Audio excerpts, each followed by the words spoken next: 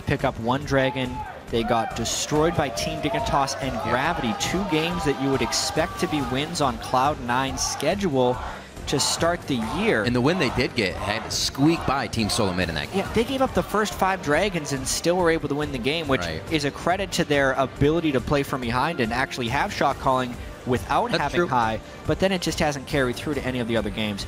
Ban-wise as well, TIP found wins with Fizz mid lane and Yasuo top lane, but those have been banned against them in both of their losses.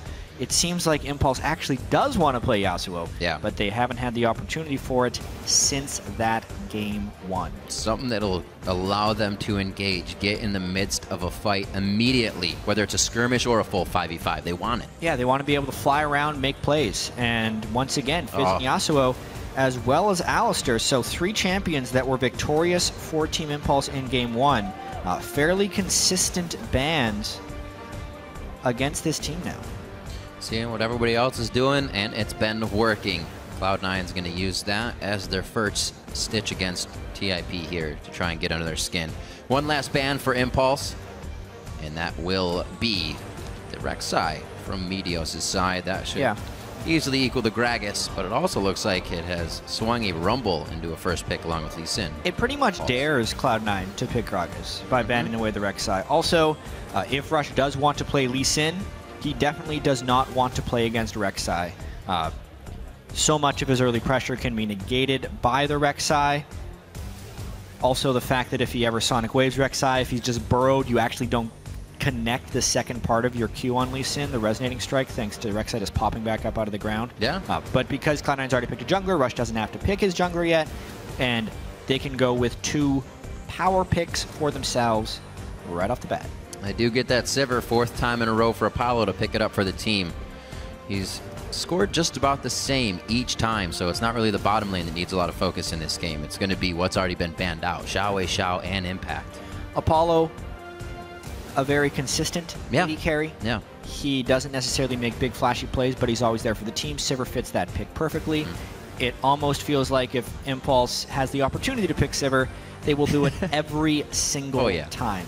And what actually creates a win or loss for Team Impulse is the performance of Rush in those solo lanes, not necessarily on Apollo or Adrian.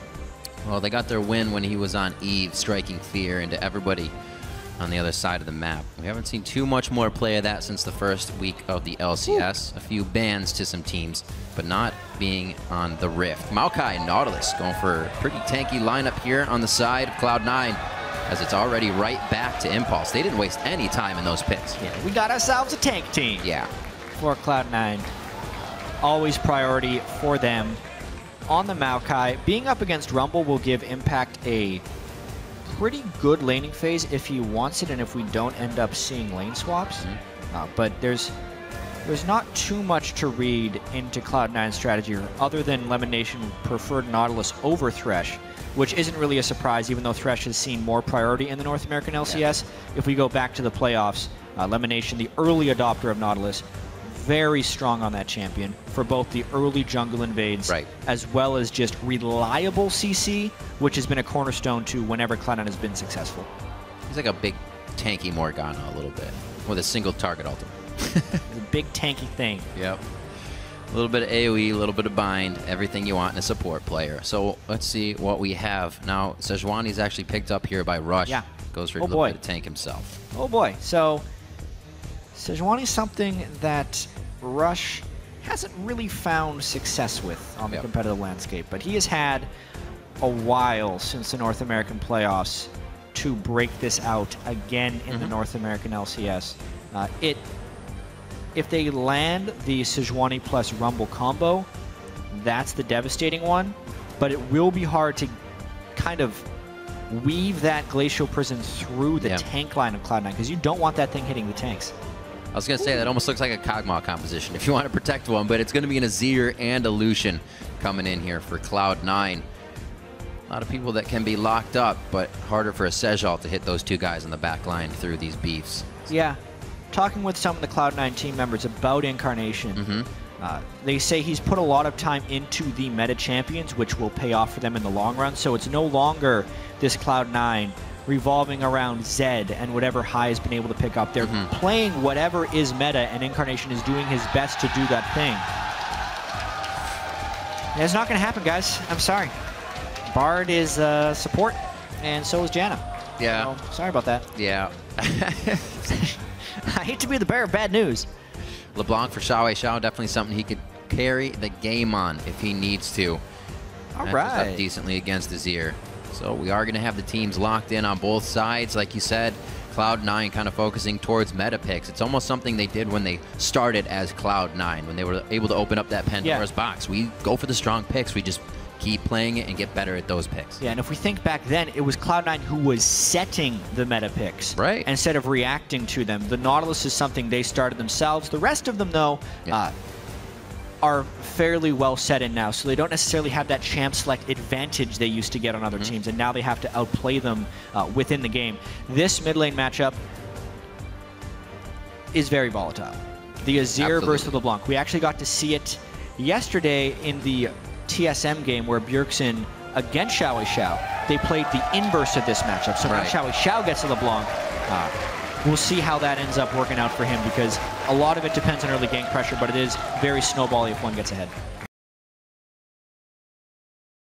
To this matchup, so it's going to be a good one. Definitely some jungler intervention going to be needed here to throw these guys off our kilter. That's the hope. Get them off Gragas balance. versus Sejuani. Meteos would have the early pressure advantage from a champion perspective, but if we think of the way the players play, it's kind of inverse. So I'm really excited to see who ends up getting the early aggression going. All right, well, it's time to hit Twitter and let us know who you guys are giving this game to. Tweet hashtag C9win or hashtag TIPwin to @LOL Esports. We'll tally those up, as always, throughout the game. We are getting into Cloud9 versus Team Impulse, both 1 and 2 already as we finish off this second week here of the spring split. They're looking to stop their slide in the standings. We're about to be on the rift, and both teams are about to leave it all. This would be very nice to get this win here, be able to reflect on the mistakes of the week, and come out with a W. Yeah. Both teams definitely want to be able to repair the start of their split.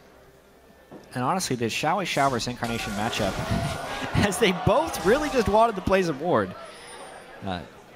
No real kill threat they could provide each other when they're running in there, so just trying to get control of that middle area. We'll talk about the lane matchup in a bit, because there are some definite level 1 shenanigans going on here. I don't necessarily like what Cloud9 is doing here, because they're 5-man invading and they haven't warded the back entrance to their own jungle, so they are getting deep wards into Impulse's red side buff, but they have no control over Impulse doing the same to them. It's just they don't know if that's actually happened or not.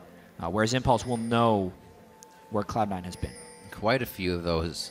Oh, unless this ward sees them. I was going to say they placed down that base gate ward if they try to dive through that as well. A few more expended here.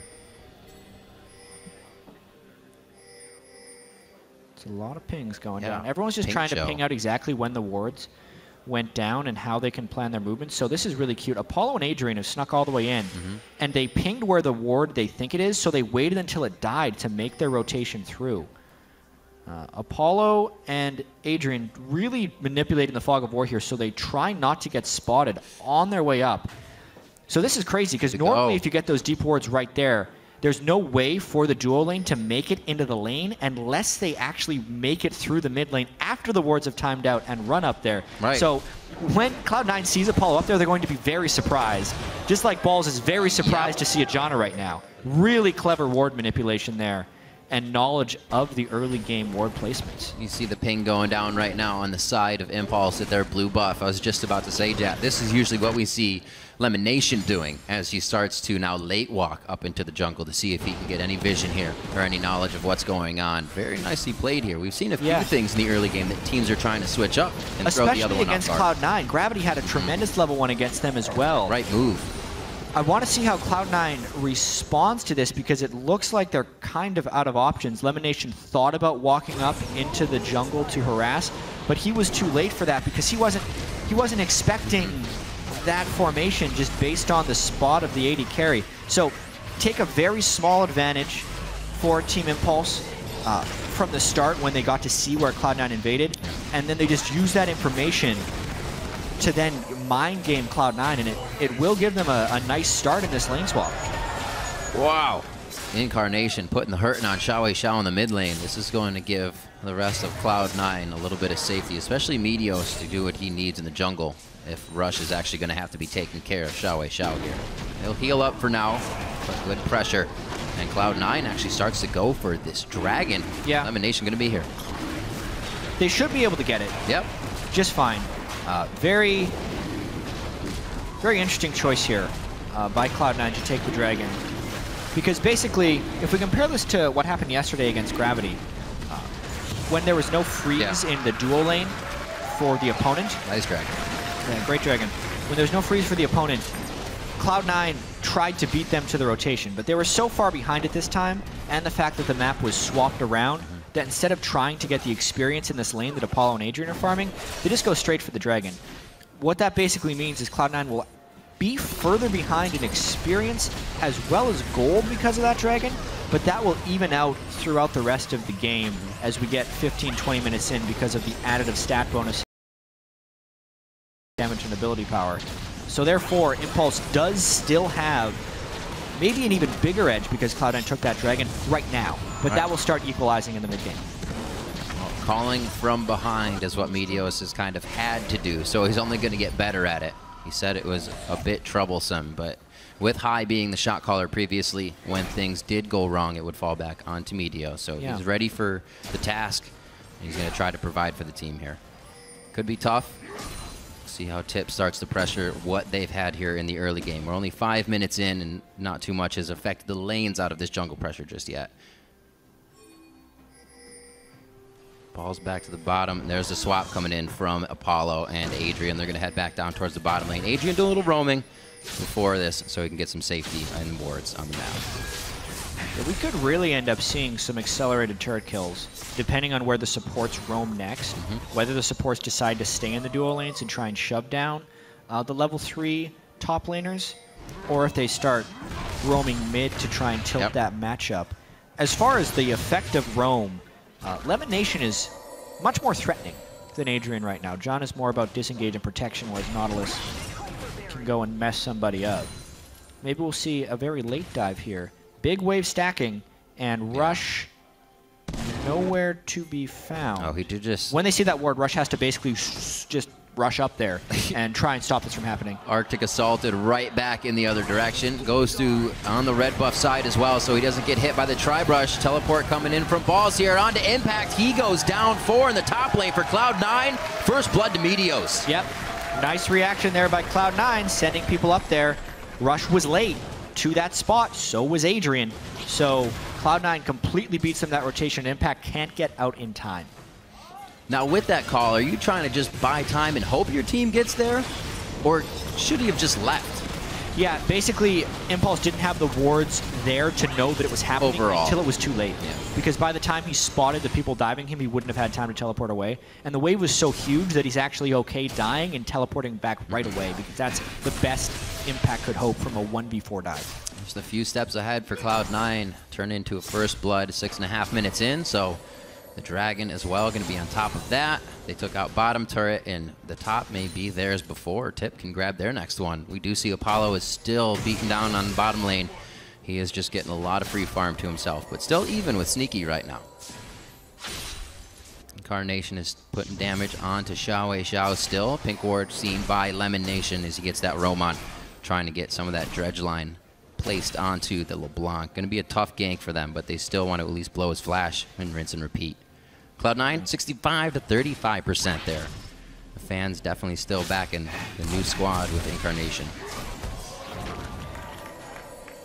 Yeah, now that level 6 is hit, Xiao can definitely get off a little bit more poke by ulting his W. You can see Meteos hover in mid, low mana for Incarnation here. Elimination is there as well. It's a really tough spot to be in, to be that low on mana and yeah. still try and stick in lane. You're putting your team at actually somewhat of a disadvantage if you can't trade back. That's why he's really conserving his mana right here. He actually has a potion. Maybe he's trying to bait in and engage with the guys being around him in that instance.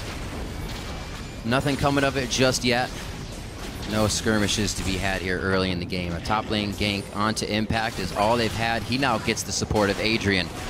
And a little bit of damage trade here going in the favor of Cloud9 as they keep the pressure on this top turret, making it hard for Impact to get farmed. 25 to 25 for each of those top lanes. They're trying to use their level advantage right here to take down this turret. I mean, because they out-rotated for this dive, Cloud9 really having the opportunity to pull off some early game moves since Rush and Adrian haven't been able to do much yet with any of their roam. I mean, the early game jungle pressure, Meteos being able to pick up first blood, but it's more about just the roam. Again, Rush spends some time looking mid lane, but doesn't even go for it. Xiao back in after trying to get an ulti on. The early game not working out with the lane swap for Impulse as much as they would have liked. 400 gold down now. They did get the first turret, but Cloud9 was able to grab turret Dragon. The first blood as they rotated back to the top lane, as we were just saying. Everything's kind of slowed down, gated by 30 seconds on this next Dragon. But they may just hit top lane once again. If they can get Impact down, he'll never even have anything to get to these Dragon fights and help in the objectives with Rumble ulti. It's going to be a tough game. Yeah. We were talking about top and the mid lane really being what needs to get going for Impulse. Not happening this game so far. And what Cloud9 is getting most of their advantages off of is just this top lane strength, and that's transitioning into ward control and buff control. Basically, right there was no vision for Team Impulse, and to prevent a second dive onto Impact, Rush just basically had to run up there and play defense. But when doing that, he exposed his own red buff, which was very quickly taken by Meteos. So you can just see by the ward spread on the map right now how advantageous this position is for Cloud9.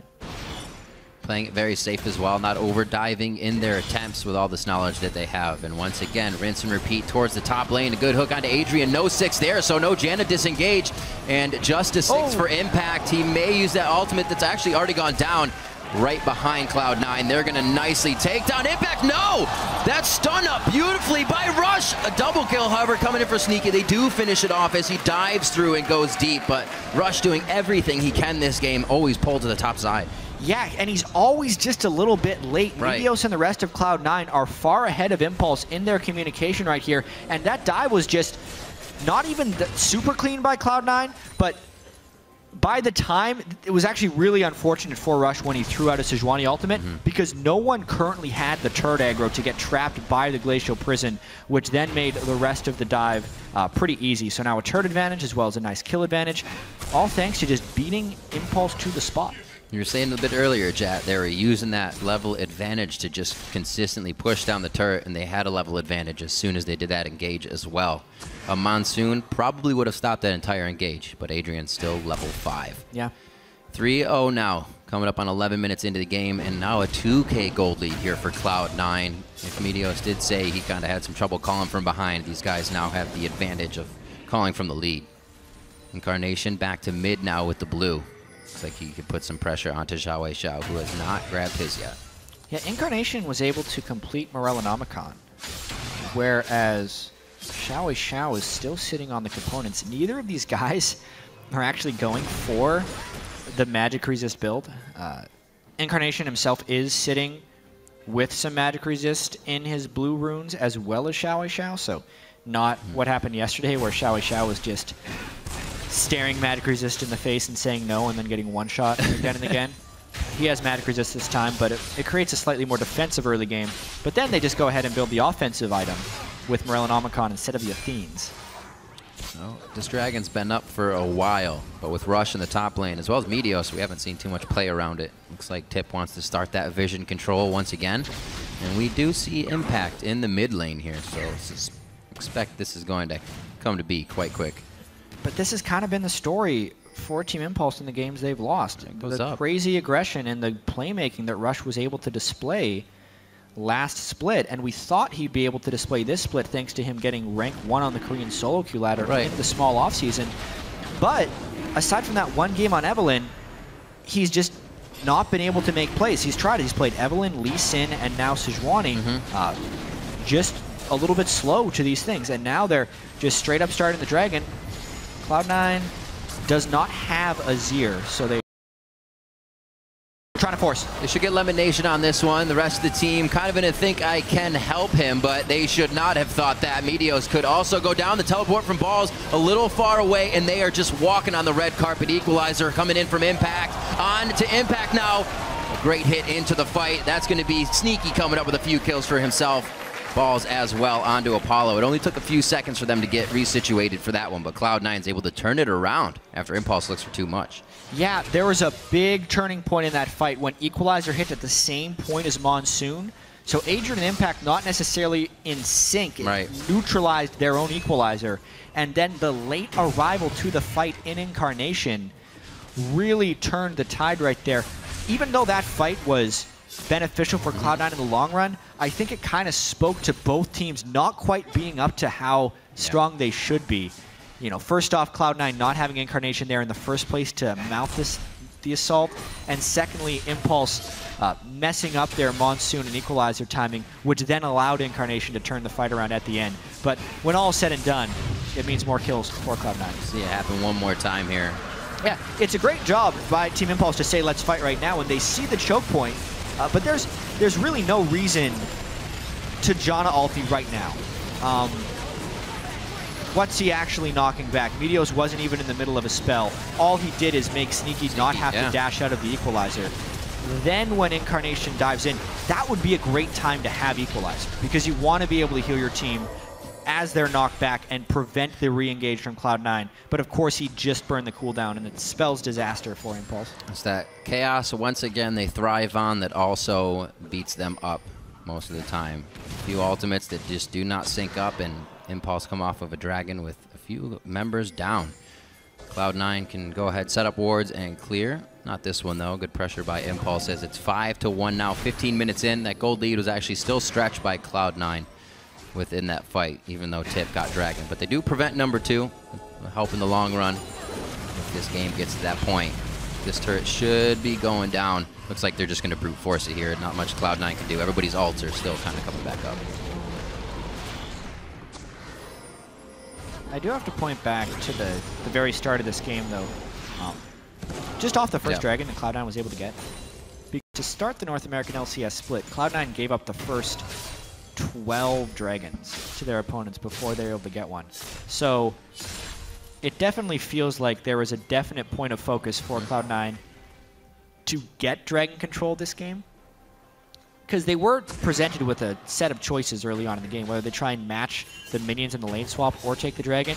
And they very clearly and without hesitation took the dragon. So I actually do like that adaptation from Cloud9 to get it early. An explosion onto Sneaky. Can they even rebuttal this? I don't think so. He goes down. They're going to have to wait for him to come back up. Can Impulse get anything out of this, though? It's going to be Impact in the top lane. Maybe some forward wards to be placed. But so far, I guess that's just a mark on the board for them. Getting a little bit back. That was a slight lapse of awareness by Sneaky because they had no vision control in the side lane brush. But I also understand why he was able to get caught out right there, because basically Xiao and Rush had both jumped over the wall to get into that brush. Cloud9 did think they had the entrances warded. I think that's how they got in there. I'll go back and double check, but now they're going to clear out that pink ward, because having that side brush control against the Blanc is incredibly pivotal. It paid for itself. Return on investment for that pink ward for sure. Cloud9 grouping a little bit in the mid lane here. Xiao looking to see if he can get a pick, but he's about to get pinched himself. Should have an easy escape with the distortion as he sees. Oh no, he finds Sneaky on the back line. He had his eyes on the target the entire time. Not really scared about where Balls was going on that one. Xiao looking to bring out a little bit of that spark play and create some highlights. Just short of the kill onto Sneaky. Yeah, that could have been a huge kill if they shut him down again. Actually, yeah, he just got and it wasn't that clever by Team Impulse. Sounded so good. Rush had walked through a ward before dashing into that brush, and Xiao walked into the mid lane, so he was covered in fog, but Sneaky knew there, should have known. Yeah. Because it was shown on the mini-map that Sejuani was there, and he still walked through the danger spot, so uncharacteristic free kill there onto Sneaky by walking where he shouldn't have. Cloud9 still though with 2,000 gold edge. Almost getting his second death there as well, as they knew his flash was down. Good focus by Xiao. Missing a little bit of a window, so we'll have to wait again. See if Cloud9, that came off of Cloud9's kind of positional mistake. I don't think they're going to be doing that too much more here, so it's going to be harder for Impulse. Still pushing mid for these guys. It's going to be Balls taking care of that top lane. He just got his teleport back, so he can come back with the team, which is why he's off in the distance. And looks like they want to get more dragon control. Number 3 coming up in the game, 1 for each team so far. And there's a huge level discrepancy between Rumble and Maokai right now. Wow. It's level 8 to level 11. And you can see it in the CS as well. Which is pretty crazy when you consider that Cloud9 also prioritized early dragon. So they've been playing this lane swap incredibly well in the favor of their own top laner. This dragon will be very critical to how well Cloud9 plays. We need to watch to see if Incarnation is synced up with the rest of the team. Azir has tremendous zone control over the Dragon Pit, but so does Rumble and Sejuani. The fact that the Rumble is under-leveled is a bit of a disadvantage. This is also the period of the game where Cloud9, with high, would usually excel. Last year, Cloud9 played very normal speed early games, and they excelled in the mid-game. Let's see if they can catch Xiao here. This is the start of a fight. Lockdown, the engage is already there. The damage from Impulse actually gets out. Xiao is alive. The blue buff is on him, so they can still throw out some chains and poke it, but I'm sure they just want to turn tide on this one and get out. Dragon is going to be Cloud9's pretty much uncontested on this one, but definitely a miss or an error there for Impulse. Yeah, Xiao pushing the split push a little bit too far, and the team pays the price by giving up this dragon. He was somehow able to escape, mainly because LeBlanc gets to dash across the map, but he lost most of his life, his ultimate, and his flash, as well as his Sivir ultimate. They go out the dragon, and maybe more because they had to back afterwards. Those soldiers, so much damage to the turret being cast directly on it. They're easily able to take that down. And looks like it's going to be a back and a breather here for Cloud9 as they get some more items in the inventory. Being set back, Impact 40 CS behind, rushed that Leandries and actually just got his boots finished. So those fights at the Dragon could still be pretty big, like you were saying, with a good Sejuani ultimate. Scary stuff that Cloud9 has to deal with and dance around. See if they can actually get some hit on the balls here. Impact is floating his way down, but I think it's going to be just a few seconds too late. Impact just needs a way to get experience. He's 3 levels back. I don't agree with the way Impulse is sharing creeps right there. So Impact should have got that giant bottom wave, even if he's sharing it with Xiao. When you share experience in League of Legends, you get a bonus multiplier. One person taking experience, if you think of that like 100% experience across people. If 2 people are there for the minion wave, it's around 130% experience. So sharing experience, by its nature, creates more experience for your team. So you should actually almost never solo take a wave. You should almost always duo take a wave to level up faster, especially when you have someone so far behind the curve like Impact, who missed out on that huge wave entirely. Xiao mopped it all up. Now they have a level 13 LeBlanc, but still not a rank 2 ultimate on Rumble. That would be nice right there. Impact throws it down. Rushes right in the front of this one. Can they even get anything on it? You saw Apollo use the Sivir ultimate to get everybody out. Sej still forced to flash over the wall, and I was going to say, they're doing all of this so Xiao can allow them to create pressure, and they're still being pressured, but he does come up with a kill for himself here. He solo killed Maokai. I didn't think that was going to be able to happen, actually. I guess that's why you take... yeah, he just blew him up on the side of it, so that's actually not a disastrous change for Impulse, but that's only thanks to Xiao creating some split push pressure. Balls will, once he picks up Magic Resist, might be able to deal with that a little bit better. Be careful, low mana here. Cloud9 trying to get just a little bit more out of these instances. And they're going to head back once again. Let's see this fight in the bot lane. Oh, so he was a little hurt, but he still even had the... Oh! He was window shopping for the fight with that teleport on. Yeah. Unfortunate. He was definitely thinking about where he could TP into because Cloud9 had such strong ward control in that red buff of Impulse, but no ward control where Xiao was roaming around. Good forward wards by Cloud9. They have all the vision they need on the top side of the map. But it looks like Impulse is going to start heading down towards the bottom side once again, hopefully trying to use the Xiao split push. Actually, Impact's able to get his own in the top lane now, so it's not going to be too bad. Looks like he's got a wave and a half that he'll get safely here. He's still not level 11. Which That's true, not even second level is ultimate. Such a key breakpoint. Now he just hits it when he finally gets that own bit of experience. Next fight may end up being different for Impulse, since Xiao was able to get that kill and they finally hit the Rumble breakpoint. Once again, these teams are both fairly well set up for dragon fights, except we haven't gotten to see a straight-up dragon fight because no one's been cohesive in their rotation so far this game. Skirmish for one member, then a team has to back off. Yeah. Incarnation definitely having a much better mid lane game by himself here. Those games of Kog'Maw and Victor seemed like he was a bit too measured in his play, but with the soldiers being able to stay back, he's not afraid to kind of put himself a little bit closer here. We've already seen that in a few of the dragon engages that they've had. And now the team once again trying to pressure the mid lane. Xiao back to the bottom, may have to call more pressure, but the team of Cloud9 may use this to fight. Yeah, they're actually kind of trading sides of the map pressure-wise right now because Cloud9 has ward coverage in the red buff of Tip, and likewise, Tip has ward coverage in the red buff of Cloud9. And there's no one who can really deal with the LeBlanc 1v1. So therefore, Cloud9 actually has to make some pretty risky decisions right now. They're the ones losing the split push battle, but winning the team fight battle. And we're seeing those two forces fight against each other in this game right now. Well, here comes the side swipe from Xiao. They know he's coming, but they may actually just still try to take this fight off of the chase. All it takes is Lemonation and get in range of his ultimate. That's what happened last time to crush Xiao.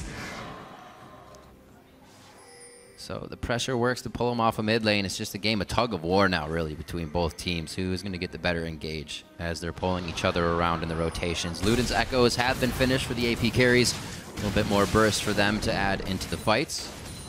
Infinity Edge is going to be for Apollo with the Phantom Dancer. Sneaky went for the Static Shiv this game, so a little bit of damage difference there. Yeah, a bit of a lapse in pressure here for Impulse, which is why Xiao has to back away. Mainly, Impact ran top lane, so he has teleport threat, but no immediate threat. And instead of pushing mid lane, Cloud9 decided to go chase after Xiao. So we're basically just seeing these teams neutralize each other's strengths in preparation for this next dragon fight, which could result in pulling people together.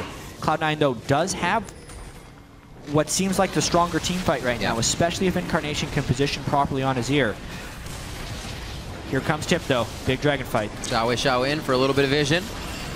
Two-man ultimate. Sneaky's actually on the front there. Now he's forced on the Dragon Pit, and Dragon's attacking him. A good hit from Apollo takes him down. Now on to Incarnation. Apollo is just chucking the boomerangs. He gets a double kill on the priority targets of the fight. And now it's Xiao who's still alive, and he's going to be hitting up more teammates. Nice, or rather, opponents, I should say, taking down Meteos. Wow. All the members of Impulse come out alive on that. Yeah, Impulse just completely changed the game with that fight. Rush was able to walk into basically melee range of Lucian and land a Glacial Prison, which then was comboed with the Rumble. That's the combo they've been trying to pull off this entire time. Leandries, 2 ranks in Equalizer Rumble. Starts that fight off in a big way, and there was no way Cloud9 was winning that fight afterwards. There was no zone set up by Incarnation's Azir to stop Rush from walking in, which is why that fight was so one-sided in the side of Impulse. They just took complete control of this game with that. It's like the dash-in from Xiao confused them enough for Rush. Look at this. Waltz in. Incarnation has to control choke points on Azir. If anything, if Cloud9 is going to force this dragon as 5 people, Azir has to be in the back of the pit so he can prevent the entrance. Impulse can run in for free. Incarnation isn't zoning anybody off with those spells, and Impulse just walks away with the complete crushing in a team fight because the front line wasn't being aligned. They were just being dudes spread across the map. Allows Sneaky to die almost instantly. Xiao gets free reign over his targets, and yeah, they get the dragon after that as well. Baron Dragon and a big team fight win. Give a little credit to Adrian there. Nice monsoon during that shifting sands to keep our Incarnation completely on the outside. Great plays all around, and that's why the entirety of Impulse stayed alive that fight. Coming out strong. They are biding their time, getting pushed in by Cloud9, but they knew Xiao had the upper hand. Always split pushing, roaming back to peel the pressure, and now back to getting that split push on. We'll see if Impulse can now work off of this and start to get that mid lane pressure on. Yeah, and Xiao's hit a huge item power spike here with his Void Staff as well. Yeah. He was already killing balls, so now the magic resist he puts in is being shredded through by the Void Staff, meaning he can still crush him in that split push. There is still no one to deal with Xiao, but now he has Baron-empowered minions, and the team fight threat has hit its point for Impulse. Still no zones being set up by Incarnation's Azir. Once again, something is just out of sync for Cloud9. The team cohesion has not built up yet. They had the early game shot calling this time, but instead, where Cloud9 thrived the most in the past, in the mid game with a lead, Cloud9 has lost that lead pretty substantially, ballooning to a 5,000 gold deficit now. Things not working in their favor. Usually what we just saw is where they come back. Cloud9 excelled in team fights. Very calm communication, one guy chatting after the other, not chaotic, and they come out on top. And it's where it's not only they'd come back in games, they'd crush people in games. Yeah. If we think back to 2014, in the summer split there, I know it's kind of going a far ways back, but it's a very relevant stat. They were the best team in North America. If they had a gold lead going into 20 minutes, they won something like 16 of 17 of their games. They almost never gave up those gold leads. This time they had a dragon advantage and a gold lead and a kill lead and a good tank line for some substantial damage dealers in the back, and they were spread out. They allowed Impulse to create chaos on them, and now again Cloud9 has to play heavily from the back foot. Heavily from the back foot. I was just looking at Adrian, who's going to keep them on the back foot now. Ardent Sensor, along with his Talisman of Ascension. Is that our first in the LCS? I don't even know. I think we've actually seen it. So Ardent Sensor was changed recently. It now not only grants attack speed, but it grants magic damage on hit for 6 seconds. 30 magic damage on hit for 6 seconds. You normally don't see it because for a couple hundred more gold, you can buy a Mikhail's. Right. Which I guess they trust Apollo's ability to spell shield at this point, and they just want him to rip people apart from the back line. Well, it only took him a few hits to take down Incarnation once he found him with those auto attacks. Didn't even have to really get a boomerang in. Pretty much a ricochet boomerang onto Sneaky's what took him out after the Sejal. So yeah, Impalo, he'll be hitting really hard. And he's got the Wrath Potion on top of that. Playing with fire. Yeah. Just a little bit. And the worst part is the rest of Impulse was there ready to defend him. So as soon as Xiao was back to base, Cloud9 could have Righteous Gloried right in there for a team fight. They have two of them and probably just taken the fight. Yeah, double Righteous. But they didn't see him go back, so they didn't know that. Did they see him go back? I'm not sure. Didn't look like it. Rush right now, but I feel like that ward was... Oh, you're right. It only looks like it has probably placed afterwards. It was after. Yep. That's what happened. You are correct, sir. Impulse now back on Cloud9's side of the map. It was the other way around for the first 20 minutes of the game here. And like you said, Jack, quite interesting. Cloud9 fell behind with that early lead at 20 minutes, having more gold and still not being able to control the game. It's the opposite of what we'd expect from these teams. Yeah. Pre-15 minutes, last split, Cloud9 had the lowest kills and deaths of teams because they played very subdued, and then they had some of the greatest differentials in kills over deaths between 15 and 30 minutes. Impulse was the other way around, where they had incredibly bloody, good, higher kills than death, 0 to 15 minutes, and then all chaos broke loose in the mid-game. Impulse, tons of kills, tons of deaths. This time, though, it's the controlled early game with Impulse coming ahead in the mid-game. Just... we got new teams now, it seems. To add on to that, the past 30 minutes, Impulse, again, excels in kills. Well, I wouldn't say again, but they start to. They figure out the game. They get into their fight mode, which usually would be tough against Cloud9, the team that pretty much played together for over 100 games, came through, challenged together. That's a lot of synergy to lose, especially when the voice is the one that stepped backwards. So Impulse's best chance now with that lead is to take down Cloud9 to stop their fall in the standings. Very close to getting impact there. Luden's Echo proc along with that soldier. But immediately, Xiao all on his own in that bottom line. He makes Cloud9 come back right away. He might even get enough damage down to take this turret out. This is back to what we used to see from these guys. Whether he was on Kassadin, he does this on the Yasuo, now on the LeBlanc. He's feeling good. He's in his environment that he's used to being in here in the game. And I'm sure the team feels very, very safe along with this happening. Wards all over the map. Impulse actually has wards all up to the wall of C9's base right now, so it's going to be hard for them to come up with anything that Impulse doesn't know about. It's more and more looking like it's Impulse's game. They were looking out of sorts early, but they've definitely come together here. Uncontested number 3 with Baron in 20 seconds. Yeah, we're going to end up seeing maybe a bit of a trade here. Cloud9 trying to rush up the mid lane, but it's just too fast right now. The low cooldown on Talisman, it's only a 40-second cooldown. Add in support masteries, it goes down to about 32 seconds. Adrian just popping that freely. It's crushing the map rotations right now. The Captain Boots Janna with Talisman is making it so Cloud9 cannot out-rotate pretty much anywhere. Xiao is still down there. This is bad. This is desperation from Cloud9. There's probably enough time for the LeBlanc to come up here as well. Basically, Cloud9 has to run immediately. This is going to be really tough. Rush still has that ultimate available. Doesn't want to throw it right into somebody's face. Could hit the full team here. A nice hit back by the Emperor's Divide. Impact and Rush in a bad spot here. Incarnation takes a few shots coming in from Apollo, and he goes down immediately as Cloud9 starts to get wiped out in this fight. Everything was focused on Rush, and he made that happen by putting himself in the front of the fight. A good hit by Xiao for the triple kill. Apollo for one more, but it's going to be taken over by Adrian as they get the ace on Cloud9 at the Baron pit. Yeah, there's already an exposed inhibitor in the bottom lane, but Impulse doesn't have time to go down there right now, so they'll take the Baron.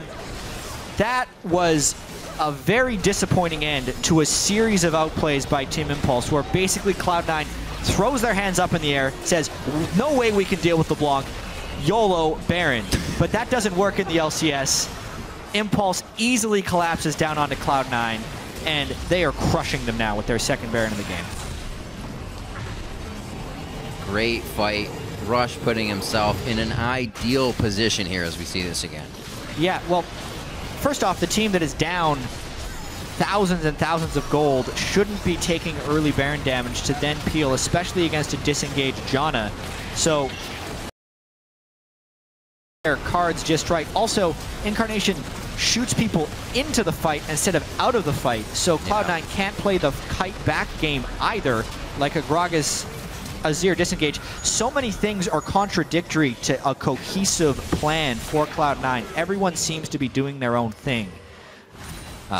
And Impulse is better at the game of people doing their own thing, making it look like Impulse is very well coordinated here. Ardent Censor Apollo in the back line with Sivir crushing people down. It definitely helped that fight. You see how much damage is hitting Incarnation when he just takes a few auto attacks. It completely changes where his positioning has to be in the fight. Usually he doesn't have enough time to do that. 12-7, Impulse definitely turning the game around after 30 minutes. The stats do not lie. They once again go high kills over low deaths in their fights. And once again, Cloud9 is going to go for broke in front of the base. That's going to be Impact going down. He got the equalizer out, but it's only in between the champions. Now, Sneaky, one last hit. The distortion back actually takes balls into a bad spot. And Xiao brings him in for the next treat. They're going to go on to the inhibitor. These plays are just not in favor of Cloud9 as much as they're trying. Yeah, it's going to be game. It takes 36 minutes. Once Impulse got the lead, they hammered it home. Much better performance from Xiao. 66,000 to 53. A very good 8-0-5 LeBlanc from Xiao as Team Impulse take down Cloud9. This moves Impulse to 2-2, which at the start of the year isn't even that impressive. Yeah. The worst trend, though, is Cloud9, even after beating TSM with the first game of the split, now sits at 1-3. So Impulse back on the road, it seems. Xiao got his assassin play, was able to farm and carry top CS in the game, 380, top kills in the game, 8, without a death. Pretty awesome game from him. He created the opportunity for Impulse when they were behind, 2 split push. And that just started everything because that allowed them to outpace Cloud9, who couldn't keep up with a split force of shot calling. Impulse taking it in, the fans loving the victory here, and I'm sure they are going to be able to breathe a sigh of relief knowing that they're able to take down Cloud9 at this point. Another mark in the win column for them, and for Cloud9, they have to think of, you know, what to do next. They're kind of always undermined now towards the middle part of the game. We saw it as well before, or we said as well before, the TSM game was kind of a squeaker in that sense. They're always looking for teams' errors. There's a lot of growing to do for this new Cloud9 squad with Incarnation instead of High. And to speak from some personal experience as a shot caller, when I played League with Dignitas, I was a shot caller. When I played previous games in Guild Wars, it was an 8-man team, and we had a double shot calling system. Shot calling is this really complex thing. It's not as simple as just having one person knowing where things could go and being able to tell everyone on the map where to go. There's too many decisions in League of Legends for that to happen. And it's you need time to get everyone on the same page and know what the shot call is going to be. And also, even if Meteos was doing a lot of shot calling on the previous team, transferring over to someone who is vocal to someone who is quiet creates a big gap in communication, because a lot of times you can have a primary shot caller, which sometimes was designated as Meteos, but to have another voice of authority like High, who in certain situations could overrule Meteos or who could bounce ideas off about how to win the game, if you have someone else in there, and I'm not saying Incarnation can't do this, it's just it's not displaying on the Rift that's happening. Unless you have someone like that with a high level of trust, especially in split push situations where you need to have a lot of back and forth communication, without having time for that to set in, or trust for that to set in, or people that are vocal enough for that to happen, you're going to run into some big issues. And that's what's starting to look like is happening with Cloud9. Absolutely. From my personal experience in that sense, real quick, second guessing is the thing that tears that apart as well. And that's one that stems right from that second guessing.